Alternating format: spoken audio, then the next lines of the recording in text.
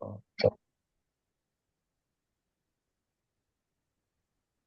how about Mama now? She's good. She's in the class also. Okay, Okay, well, she has not logged in. okay. Hmm. Nari Mama. Call her by her name. Make she not go old fast. Okay, so welcome to DCFX. Um, Okay. we hope to have a smooth ride. Yeah.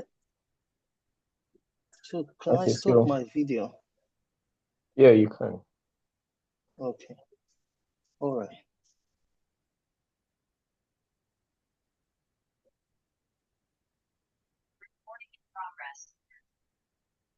Okay, so Good let's evening, Pastor. good evening, Yeah, ma. good evening, man. How you doing? Good, thank God. Good to know. You're welcome.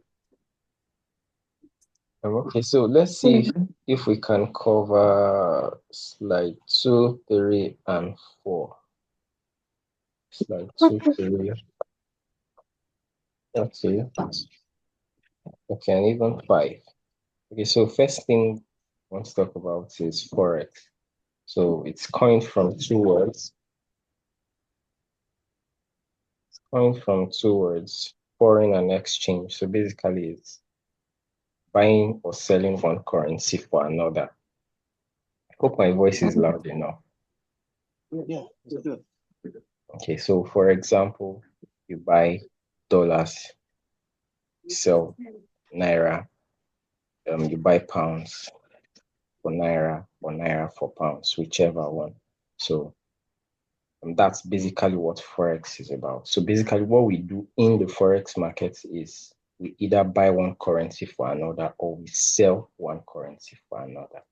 So basic terminologies we'll be using.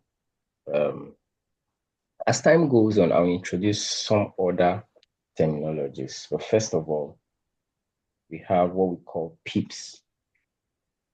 Okay. Okay. What we call pips. Excuse me.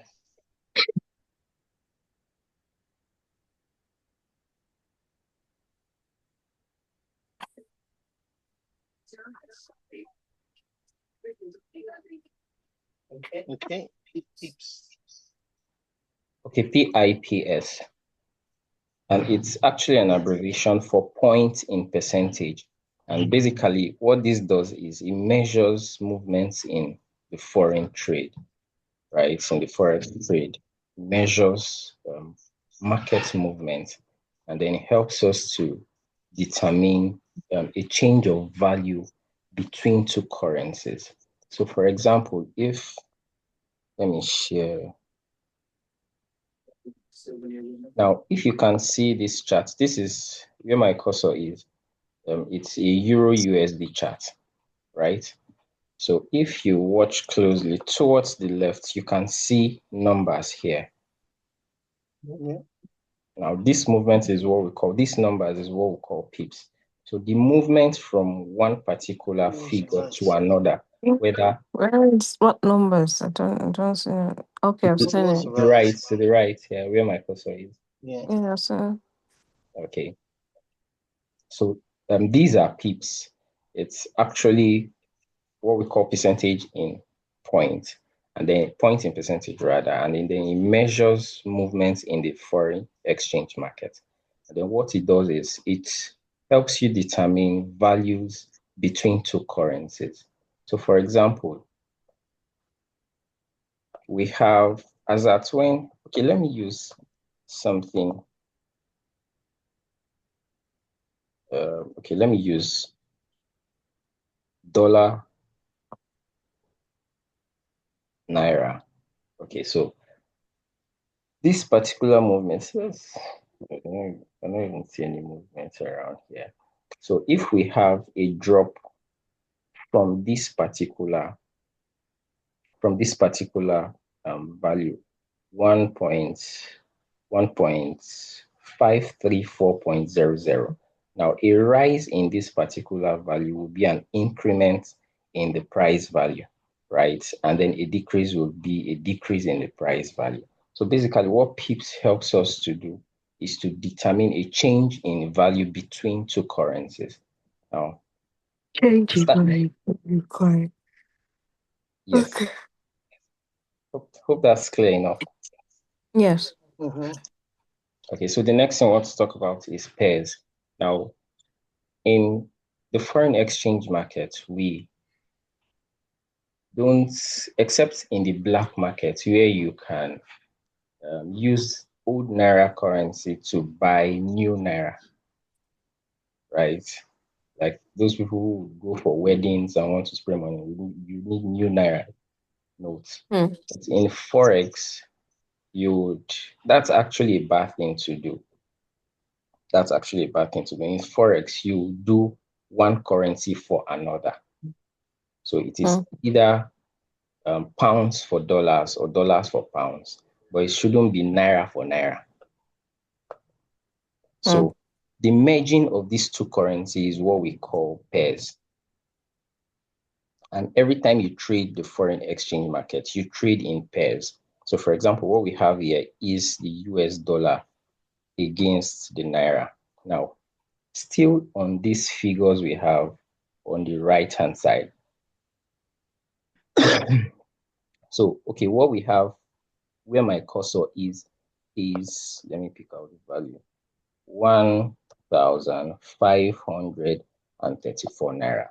So what it means is $1 is equivalent to 1,534 Naira. So in pairing this, we would have something like where dollar, oh sorry, US, we'll have USD against the Nigerian Naira, where currently $1 is equal to or equivalent to 1,534 Naira. That's what this value. So a movement from either up to down or down to up would be pips movement, but it's actual currency rate. So for example, if you come to where you have your currencies, you can change to what we have here now is gold. Gold. So current gold price is 2,889. So what it means is one gold is worth $2,889. So when we trade in the foreign exchange market, we trade one particular currency against the other. So they always come in twos. And that's what we refer to as pairs in foreign exchange market. So for the tools, as time goes on, I will introduce the tools we are going to be needing. So basically, we have all our tools in our Trading View app. Now I'm going to introduce this app when we come to slide 6. I wanted to understand something because I don't know where you got gold from. You said you're talking of pairs. I said, I don't know where you got gold from this. okay, so see where my cursor is, right? Yeah. And just a click on it, you can get any pair. So this is pound dollar. This is New Zealand US dollar. This is USD US dollar. This is BTC USD. So whichever one you want to trade, you can just pick. Yeah, and also you still have gold here, right? Yes. That's what I selected just to explain. Now that takes me to your explanation on pairs. Yes. Now, are you trying to say, because you're saying pairs merging two currencies? Yes. Are you trying to say in this aspect, gold can be a currency on its own? Yes, individually, but you cannot trade just gold in the foreign exchange market. It has to be one pair Either gold or against the dollars. other. For example, now you cannot just trade Bitcoin. It has to be Bitcoin against the US dollar or Bitcoin against Ethereum or some other currency. Okay. Yes. So it can even be Bitcoin against any currency you can think of. This is Bitcoin against GPP. This is the charts. This is what it looks like. You can trade Bitcoin against pound. Yes. So in the foreign exchange market, it has to be one currency against the other. Okay, so when we come to the app, we'll deal with the tools properly. But let me just give you a hint. Now, if you check towards my left side where my cursor is, you would see different tools. Now, for example, what we have here is trend line. Now, you can use these to, let me pick something. Everything I have here. Now, you can use the trend line to either spot market trends, or you can use it to spot areas of support and resistance. For example, if you see this particular area, you will notice that price has been bouncing off this particular area. And even this particular area, price has been bouncing off. And eventually, we had a breakout of price. So all of these tools are what we use. This is Fibonacci. These are patterns. We have the ABC patterns. We have the head and shoulder patterns. All of these, when we come into chart patterns and or we'll go into details. So basically, the tools helps you to actually analyze the market, to help you make better predictions. Yes, that's what the tools helps you do. Now, for example, I had a trade.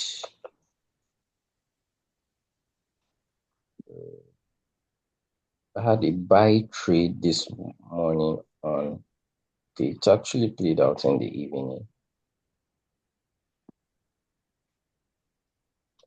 and it was basically from this area. And the reason is because all I needed to do was just to use my tools and then spot what price is doing at the moment. And then I had a buy from this particular area right into this area. So what the tools helps you do is to help you identify market trends and then spot out buy and sell areas in the market. And then overall, just to help you make better predictions, right? Because what we do in the market is you cannot actually push the market to wherever you want it to go. You just flow with the flow of the river. You just go with the flow of the river. So what the tools in your apps, either you're using a good chatting app or you're using a trading view app, what it just helps you do is to help you analyze the market to have a better prediction on price movements.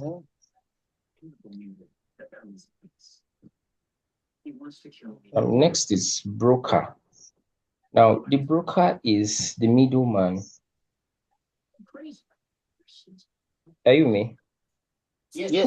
Broker. Okay, so the broker is the middleman between the market and the trader.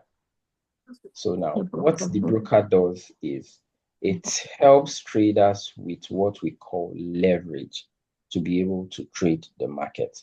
Now, previously, only banks and bigger institutions were allowed to trade the financial market. And the reason is because, for example, if you check the current gold price is at 2008, 2008, 2008, dollars. That's what it means for this particular price movement to have to move one pip to the upside or one pip to the downside. So what it means is if you and I would want to trade this particular gold market, it simply means we would need a minimum of $2,889. Let's go to BTC charts. Now, this is BTC chart, and then this is current BTC price. BTC is currently at one BTC is currently worth $79,000. Now, if you and I, taking the broker aside, if you and I would want to trade this BTC market, it simply means we would have a minimum of $80,000 to be able to be involved in BTC trade. Now, but with the help of the broker, we have what we call leverage. So it's more like at the back end of everything that happens here, the broker gives you and I money we don't have to trade the market. Because if you imagine if you need $79,000 to move price,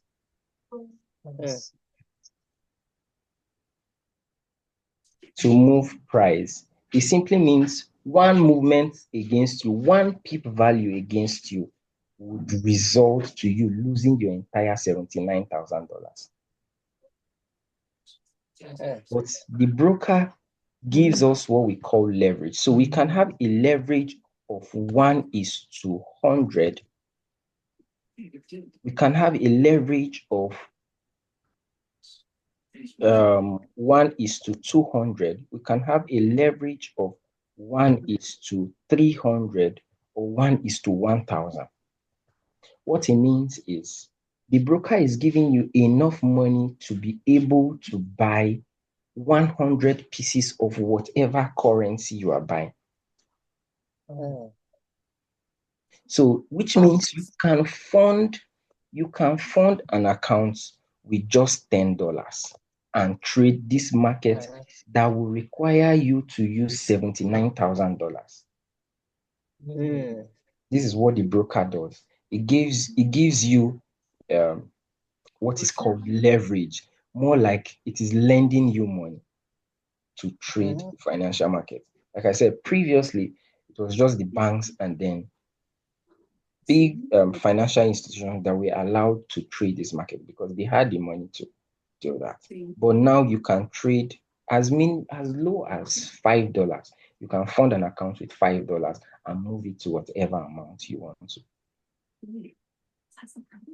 Right? Yeah, So to get Is that? No.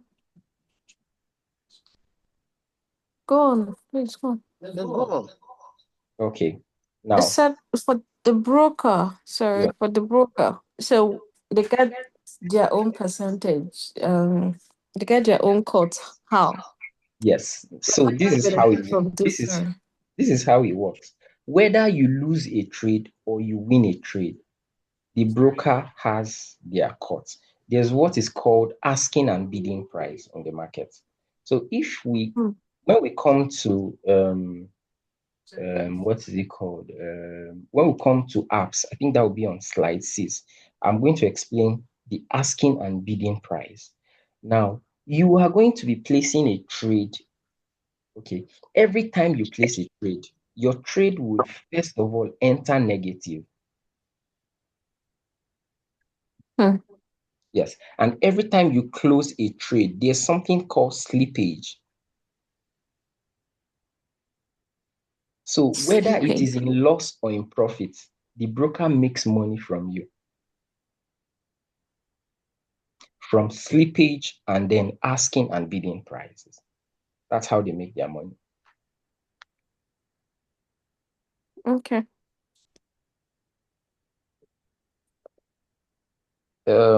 So the next is lot size. So lot size is how much of a currency you are willing to buy. And then positions What did you say? Lots. How much of a currency you are willing to buy.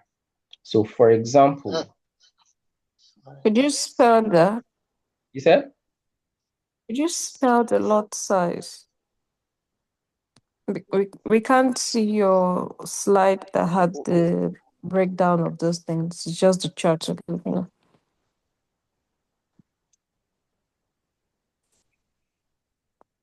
This one, right? Yes. Okay, lot size. Yes. Okay.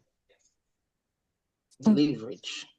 So it means how much of a currency you are willing to buy at a particular time. So for example, from my $10,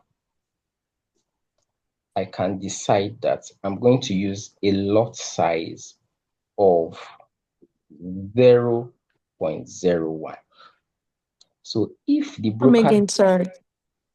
now I have an account size of $10, right? Yes.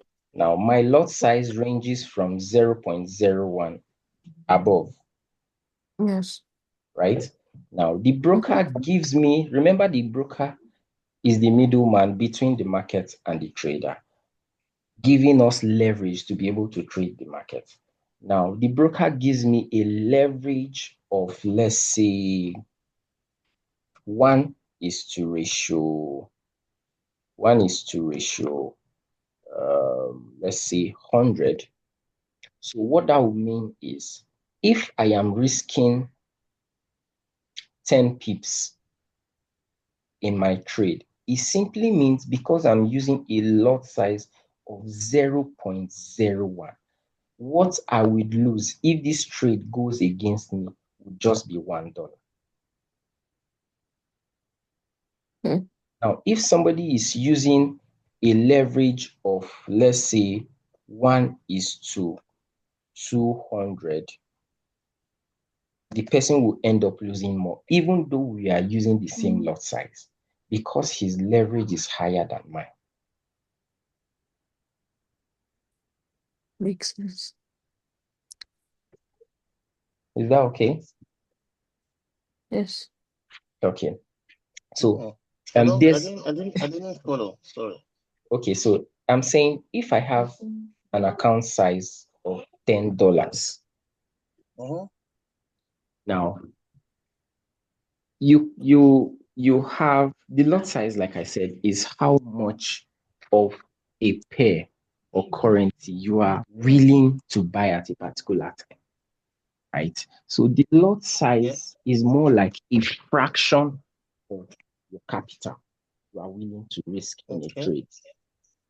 Now, if I have a lot size of 0.01 and then I have a leverage of 1 is to ratio 200, it simply means if I have a stop loss of, let's say, 20 or 10 pips, what I would be losing in this trade would be around $2 out of my $10 capital. Now, somebody who has a leverage of 1 is to ratio, let's say, 500, will be losing more because his leverage is higher. You know what that means? It means if the person is losing more, if the trade goes in his favor, the person will make more money as compared to someone who is using a lesser leverage. Leverage, yeah. So a higher leverage would mean higher risk if the trade is going against you, and it would mean higher profit if the trade is going in your favor. A higher lot size will also mean higher risk if the trade is going against you, and higher profits if the trade is going in your favor. So basically, your lot size is how much of a currency or a pair you are willing to buy from your capital.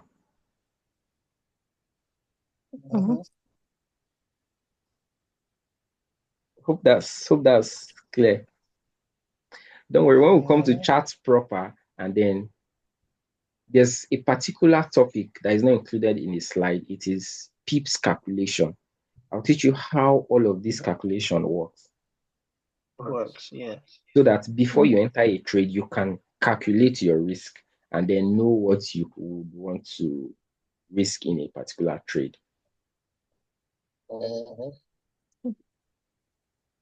Okay, so next on the slide, is positions. So your position is basically how many times you want to buy that currency. So somebody can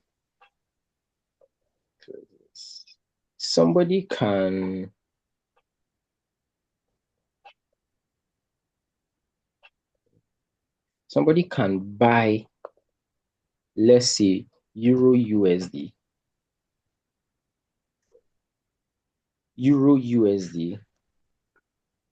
0 point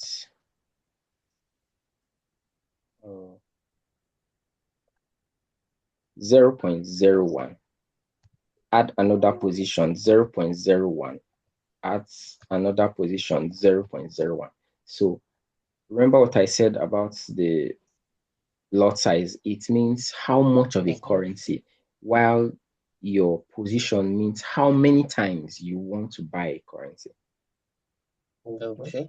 So you can go more than once, more than twice, as your account size can carry you.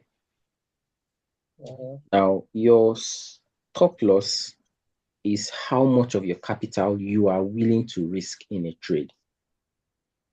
How much? Your stop loss. Stop loss. Okay. Yes. Is how much of stop loss. Okay. Yes. Of your capital you are willing to risk in a trade. And then your take profit is how much you are willing to take as profit before your trade is executed or when your trade is running. So for example, if I have this, now there was this trade I gave on BTC, was a sell. Okay, it was from here. And this was the sell zone. This was the sell zone. Now, this tool here, you see this tool here? That's what I used to denote my stop loss area. And then this particular level here was my take profit area. So all I said to myself was, from here, when price comes into this area, it is going to sell. And then price was actually around this area. And then I knew how the whole thing works. It's all what actually drives the market is liquidity. So the moment price comes to clear liquidity, it seeks for either supply or demand zone to buy or sell, as the case may be. So for this now, when BTC was around 105, I knew it was coming to 89,000. Now, this was my stop loss area. So what I was saying was, if the trade eventually goes against me, this becomes my point of invalidation. It should not take more than this particular area from my capital. So this area becomes my stop loss area. Right? So this is how much of my capital I am willing to risk. And then this is the profit I am willing to take from this trade if it goes in my favor. So what it means is, so if you look at this particular place, you'll see risk to reward. You'll see, okay. I'll have to end this session and then drop another link so we can continue. Yeah.